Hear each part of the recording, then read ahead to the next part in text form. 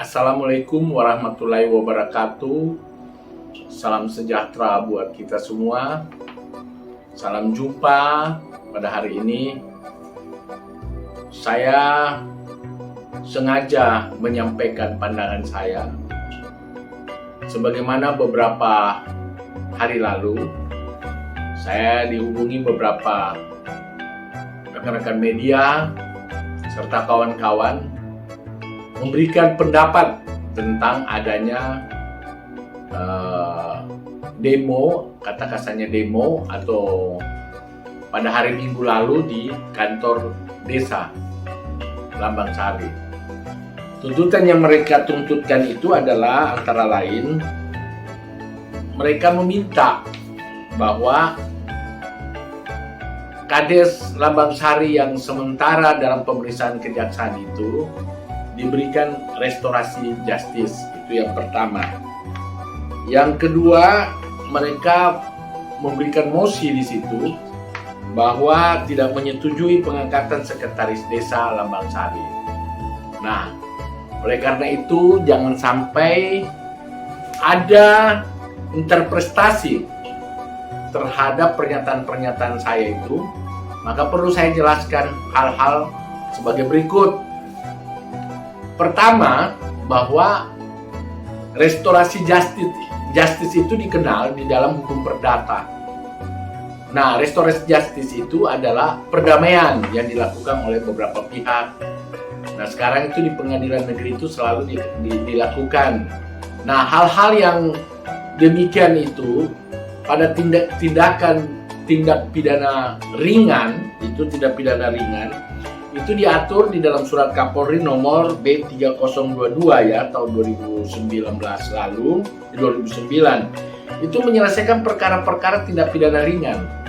Nah, tetapi hal ini juga sudah diikuti oleh Kejaksaan Negeri beberapa yang lalu itu, termasuk nenek-nenek yang mencuri buah itu yang ditersangkakan dan diajukan ke sidang, itu mendapat pengampunan. Artinya bukan pengampunan, penyelesaian di luar pengadilan. Nah, untuk khusus mengenai tindak pidana korupsi ini kan korupsi itu adalah kejahatan luar biasa menurut ketentuan negara kita. Oleh karena itu, mengenai restorasi justice itu mungkin tidak akan bisa diberikan sampai ke situ. Karena persoalan korupsi adalah persoalan negara yang sangat menjadi persoalan besar. Nah, mengenai ditersangkakannya Ibu Kades ini, saya mau bercerita sedikit tentang permasalahan masa lalu. Bahwa memang persoalan yang terjadi di Lambang Sari ketika PTSL itu dipungut biaya Rp400.000 dan termasuk saya yang mengikuti. Kemudian harga materai itu adalah 10 materai, berarti Rp100.000. Boleh diberikan uang, boleh dalam bentuk uang, dan juga boleh dalam bentuk materai. Nah, sedangkan peraturan 3 menteri khusus untuk wilayah Jawa dan Bali itu dipungut hanya Rp150.000. Nah, Rp150.000 ini hanya untuk pembelian patok dan lain-lain sebagainya. Nah, oleh karena itu, ketika terjadi persoalan di Desa Lambang Sari, ini sebenarnya masyarakat secara jujur tidak ada gejolak ini, tidak ada gejolak. Nah, tidak ada gejolak. Kenapa tidak ada gejolak? Oleh karena masyarakat merasakan bahwa memang ada hal yang diterima oleh masyarakat dengan adanya PTSL di Desa Lambang Sari. Namun kemudian muncul persoalan baru ketika tanah makam Kali Andang itu dijadikan sertifikat. Dia tidak melalui mekanisme yang benar. Karena di dalam Undang-Undang Wakaf itu ada tata cara untuk penyerahan wakif itu ada diatur. Ya, terutama bukti hukum kepemilikan. Nah, inilah yang membuat gejolak di Desa Lambang Sari. Nah, gejolak-gejolak ini menjadi persoalan sehingga antara kelompok yang terjadi di masyarakat ini menjadi persoalan baru dan berbau persoalan. Nah, kepala desa menyikapi persoalan ini sangat arogan, saya melihatnya, dan tidak mau mendengar orang-orang yang menyampaikan hal-hal yang positif. Contoh kasus ketiga sebelum terjadi PTSL, itu saya sudah menyampaikan secara jujur, baik secara telepon ataupun secara persuratan ke desa, bahwa hal-hal langkah-langkah apa yang harus diambil nanti ketika PTSL. Namun sayangnya apa yang saya sampaikan itu tidak diikuti. Nah, oleh karena itu, ketika terjadi persoalan tanah makam dan terjadi pemecatan beberapa staf desa, ini muncul persoalan baru di antara kelompok-kelompok pemangku jabatan. Nah, dari situ ternyata ditemukan adanya pungutan Rp400.000. Nah, 400.000 ini cara memungutnya itu kelihatannya dikomandoi oleh kepala desa. Pertama itu dibentuk oleh kepala desa satu tim, di mana kepala desa sebagai ketua, kaur pemerintahan sebagai koordinator lapangan, dan sekretaris desa sebagai bendahara. Nah, perjalanan ini ketika berjalan ternyata kepala desa telah menentukan pembagian dana masing-masing kepada RT, RW, dan kadus, serta berapa yang dapat bagian di dalam penyelesaian PTSL ini, sertifikasi tanah. Nah, ketika terjadi mencuat seperti ini, ternyata ada laporan masuk ke kejaksaan. Nah, ketika ada laporan masuk kejaksaan, Intel Kejaksaan bersama-sama Pitsus melakukan investigasi ke lapangan dan ditemukan bukti-bukti bahwa memang terjadi seperti laporan yang disampaikan oleh LSM di kejaksaan. Nah, selanjutnya bahwa ketika kejaksaan memanggil beberapa oknum, ditemukan bahwa memang ada barang bukti berupa bukti permulaan bahwa memang ada saksi menyatakan bahwa memang kami diterima memberikan uang kepada PTSL. Nah, termasuk beberapa orang mengakui bahwa mereka memberikan uang untuk PTSL. Nah, pada hari Selasa tanggal 3 itu maka dipanggillah kaur pemerintahan, kepala desa, dipanggil juga sekretaris desa, dipanggil RT, RW, dan beberapa untuk diperiksa di kejaksaan. Nah, setelah diperiksa di kejaksaan, ternyata kadus dan beberapa RW itu menyatakan bahwa memang mereka menerima uang, dan uang ini mereka siap untuk kembalikan. Kata siap ini ya, kata siap. Saya nggak tahu apa sudah dikembalikan atau belum.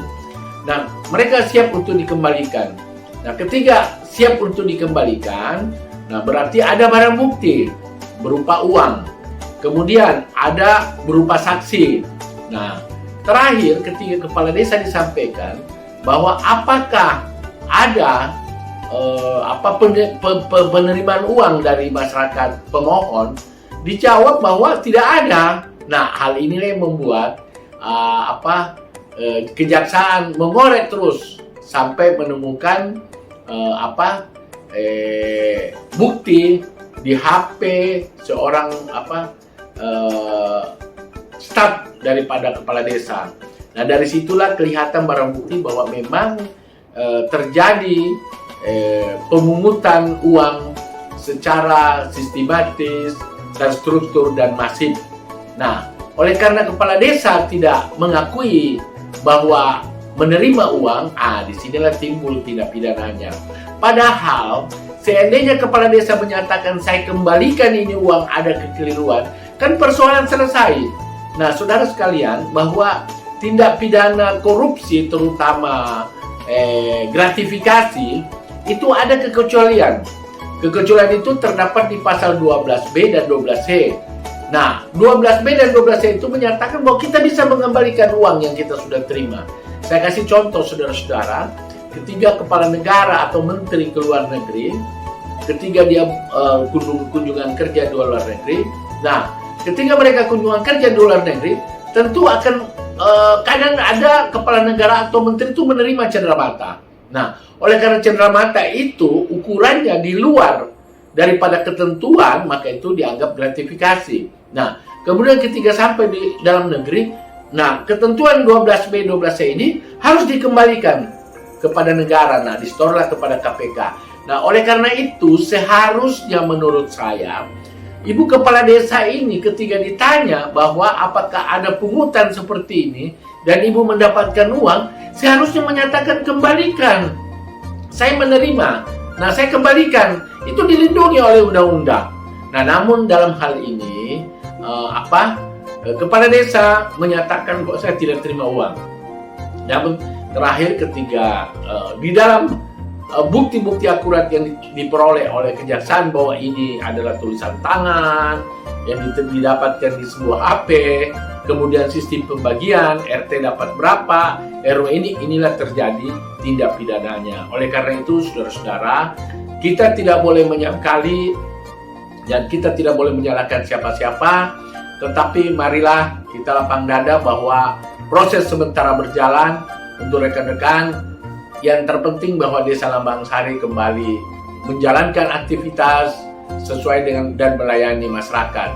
Nah, untuk mengenai adanya politisasi pengangkatan sekretaris desa menjadi pelaksana tugas, itu diatur di dalam ketentuan pemerintah sebagaimana diatur dalam pasal 45 Undang-Undang Nomor 6 Tahun 2014, menegaskan dalam hal kepala desa diberhentikan sementara karena ini belum inkrah, masih pemberhentian sementara, sebagaimana dimaksud pasal 41 dan 42, otomatis sekretaris desa melaksanakan tugas dan kewajiban kepala desa sampai dengan adanya putusan pengadilan yang telah mempunyai kekuatan hukum tetap. Jadi kepala desa semasa belum inkrah, sekretaris desa sebelum inkrah keputusan pidana yang dijalani oleh kepala desa di dalam proses hukum ini, maka yang bertindak sebagai kepala desa atau pelaksana tugas adalah sekretaris desa. Ini undang-undang yang menyatakan seperti itu.